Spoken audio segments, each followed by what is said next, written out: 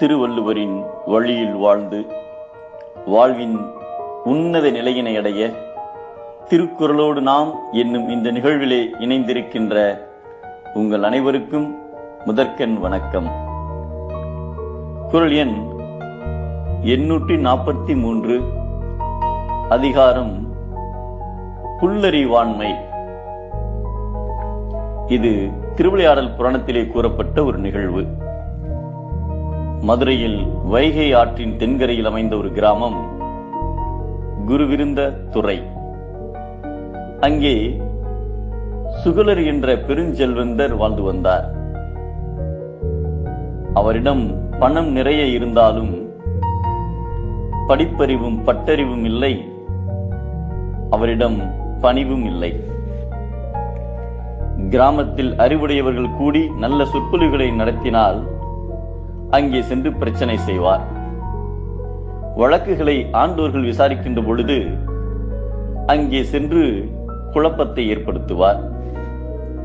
இவ்வாறு தனது அறியாமையால் பிறருக்கு துன்பத்தை விளைவிப்பதில் மகிழ்ச்சி கொள்வார். ஒரு நாள் வேடர்கள் சிலரோடு அருகில் இருந்த காட்டிற்கு சென்றார். அங்கே சதசிருங்கர் என்ற முனிவர் ஆழ்ந்த தியானத்தில் இருந்தார். இவர் அவரை கண்டதும் கேலியும் கிண்டலும் செய்தார். முனிவர் பொறுமை காத்தார். அதோடு விடாமல் சிறிய கற்களை எடுத்து அவர் மேல் வீசினார். முனிவர் தியானம் முடித்து கண் விழித்தார். இவர்களை பார்த்து, நீங்கள் பன்றிக்குட்டிகளாய் மாறுங்கள் என்று சபித்தார். சுகலரும் பன்றியானார்.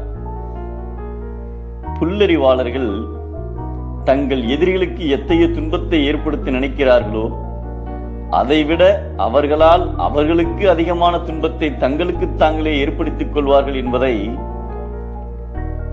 அறிவிலார் தாம் தம்மை பீழிக்கும் பீலை செருவார்க்கும் செய்தல் அரிது என்கிறார் நம் திருவள்ளுவர்.